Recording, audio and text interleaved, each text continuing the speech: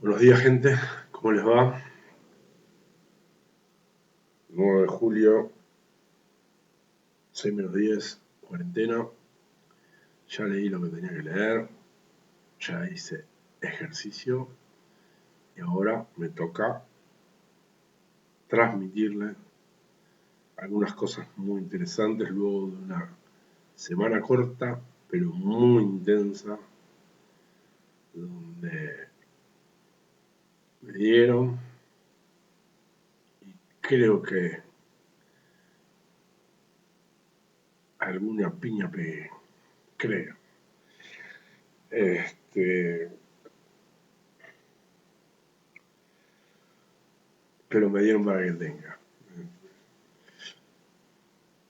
Vamos a leer el debate de Nino Zaffaroni. Para los que no conocen a Carlos Nino fue un jurista eh,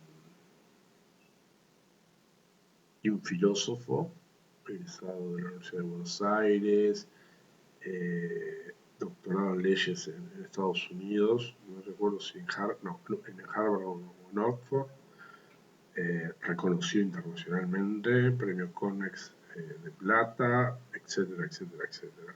Pero un Zaffaroni que más o menos todos tenemos una idea quién es. Bueno, hubo un debate entre ellos, ¿sí? Dos pesos pesados. Debido a ello se debe la portada que tengo pensada para eh, esta lectura, ¿sí? No perdamos más tiempo. El debate de Nino Zaffaroni fue publicado originalmente en No hay derecho. Tomo 2, 4, 1991, páginas 4 a 8, 2, 5, 1992, páginas 5, 8 y 3, 8, 1993, página 25, 26, bueno, no sé. 1.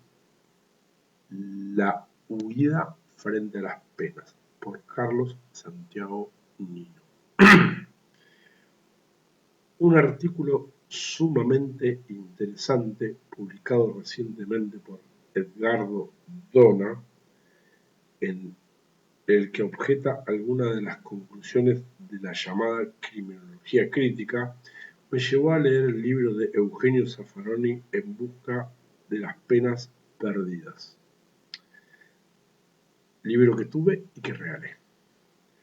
A pesar de que diciendo con la metodología y con muchas de las tesis de este libro, creo que la seriedad y el prestigio de su autor, como así también el carácter provocativo de las posiciones que defienden, merece un debate teórico, cosa que no es fácil de motivar en el ámbito penal de nuestro país, como lo experimenté con mis propios trabajos en este campo. Todos tocan de oído, y esto saben de verdad, todos tocan de oído, ¿sí?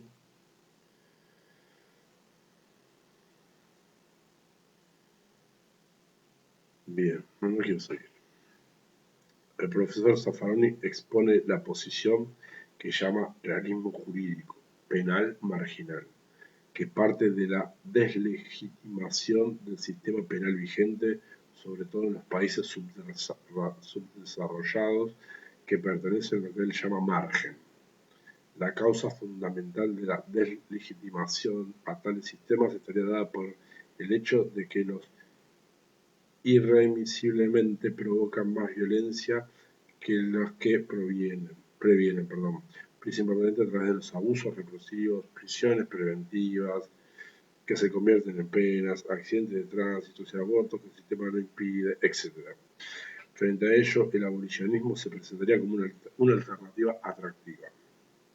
Sin embargo, ello resulta utópica dada la realidad actual de los países marginales.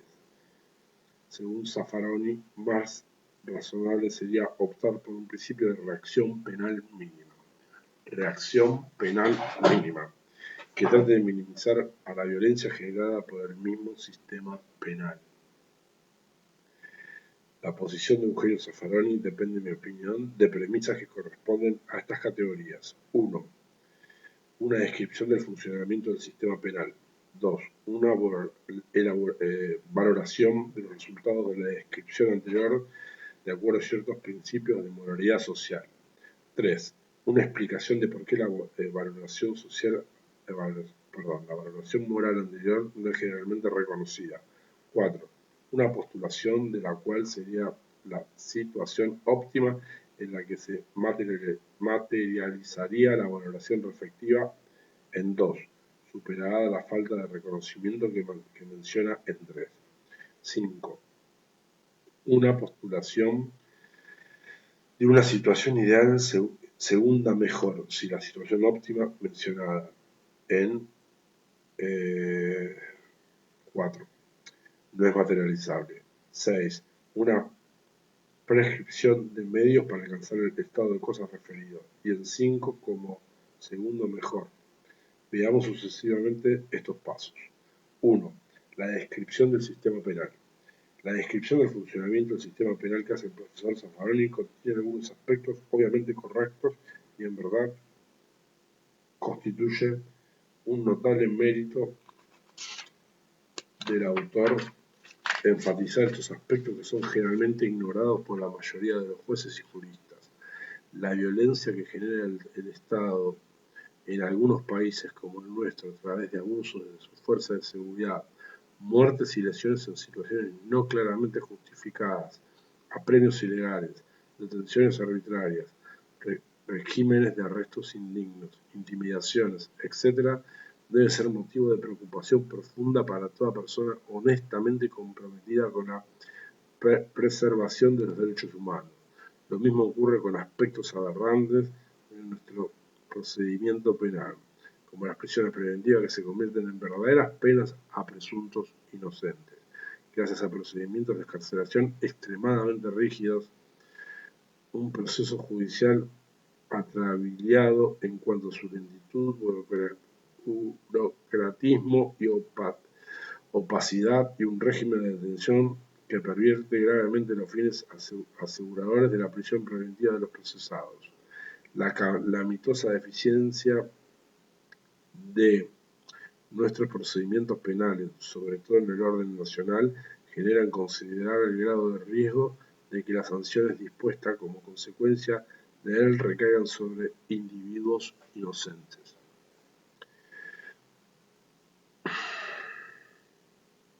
Esto se agrava por la inexistencia de un servicio realmente eficaz de defensa jurídica gratuita, lo que coloca en situaciones de gran vulnerabilidad a los individuos con pocos recursos. El procedimiento penal incluye un factor de considerable arbitrariedad al no permitir una política de persecución penal selectiva racionalmente justificada a través del principio de oportunidad y promoviendo que haya en consecuencia una selección de hecho encubierta y por lo tanto discrecional. Esta discrecionalidad, como otras permitidas por un reconocimiento penal formalista y sigiloso, da lugar a sospechas de corrupción y parcialidad en el funcionamiento de la justicia penal. La legislación penal de fondo es también sumamente objetable en cuanto contiene normas que responden a una concepción perfeccionista, como las que reprimen el mero consumo de drogas o el adulterio, o incluye penas absolutamente draconianas en relación a las necesidades de la prevención. Por último, la situación carcelaria es verdaderamente dramática. Dado el hacinamiento y otras carencias materiales, malos tratos, discriminaciones, corrupción sexual, abuso de drogas, etc., es obvio que en las cárceles argentinas, de la Argentina y de muchos otros países de la región se han convertido en un factor de gran poder criminógeno. Pero esta descripción sucinta de las aberraciones más obvias de nuestro sistema penal es gravemente insuficiente si no se la coloca en un contexto socioeconómico. No hay que recurrir a sofisticadas hipótesis de índole sociológicos o psicológicas para advertir que la abismal desigualdad de ingresos y por lo tanto de oportunidades de educación, de trabajo satisfactorio y condiciones de vida dignas que caracterizan nuestros países y que sin duda se han agravado en los últimos tiempos, hace que los sectores más pobres sean más proclives a la comisión de una variedad de delitos, los expone con más probabilidad a ser también objeto de sospecha por delitos no cometidos. Repito, los expone con más probabilidad a ser también objeto de sospechas por delitos no cometidos. Los hace muy vulnerables frente a la actuación arbitraria de las fuerzas de seguridad y más indefensos frente al funcionamiento del sistema penal, que es indudablemente más severo e inflexible con los delitos generalmente cometidos por este sector social. Los convierte en las peores víctimas del régimen carcelario, etc. Si bien sería importante contar con datos estadísticos para corroborar esta vulnerabilidad de los sectores menos favorecidos socialmente al sistema penal, hay evidencias de sentido común de que ello es así. Basta observar en los pasillos de los tribunales penales la fisonomía de quienes son llevados esposados. La mayoría son hombres jóvenes, de tez y cabello oscuros y pobremente vestidos. Repito, basta observar en los pasillos de los tribunales penales la fisonomía de quienes son llevados esposados. La mayoría son hombres, jóvenes, de tez y cabello oscuros y pobremente vestidos. Agregó, sin ánimo de ofender a nadie.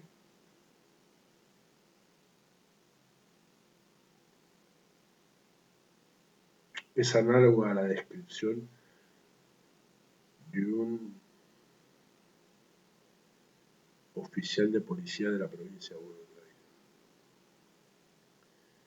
que en un 90% está descontento con su trabajo.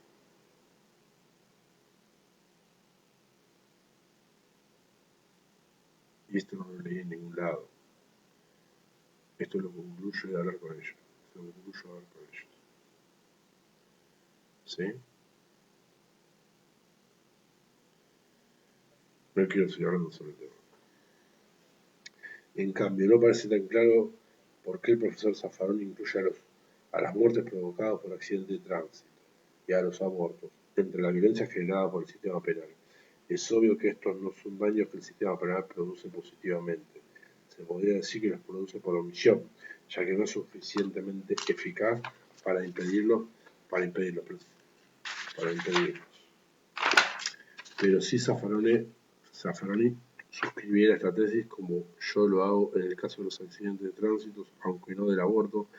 Él contrairía su presupuesto, que enseguida veremos, de que el sistema penal carece de forma inherente e insuperable de toda eficacia preventiva, en la que hace el aborto. Es sorprendente que el profesor Zaffaroni y todo el partido sin fundamento aquí sobre una cuestión tan controvertible y compleja.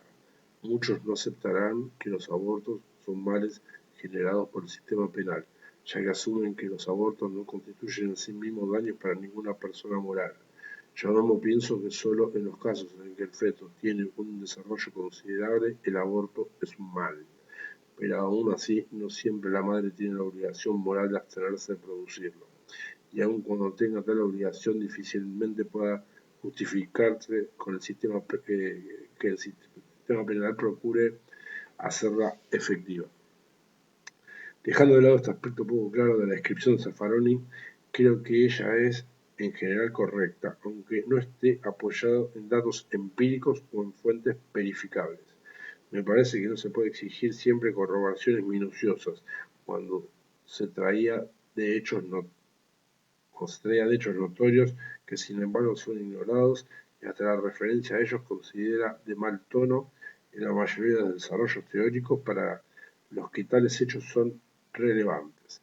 En cambio, me parece menos útil el recurso que a veces hace el texto comentado a metáforas excesivas o al significado emotivo de ciertas expresiones cuando llama jaulas a las prisiones, secuestros a las penas privativas de libertad, prisiones de la política a los condenados a pena privativa de libertad por comisión de delitos, prisioneros de la política, perdón, o hablar de que es meridianamente claro que quien quiere hacerse el tonto es porque busca cómo ubicarse en 100 millones de procónsules o esbirros de los proyectos tecnoapocalípticos. Toda analogía tiene tiene alguna ventaja en términos de asociación de ideas y el empleo del lenguaje emotivo permite propagar los sentimientos, pero el exceso de expresiones pictóricas y emotivas resiente la posibilidad de hacer distinciones y precisiones. Ello termina debilitando el poder explicativo y predictivo del discurso teórico riguroso, de lo que en América Latina podemos prescindir so pena de profundizar nuestra situación vulnerable. 15 minutos, hacemos un cortecito, perdón, y seguimos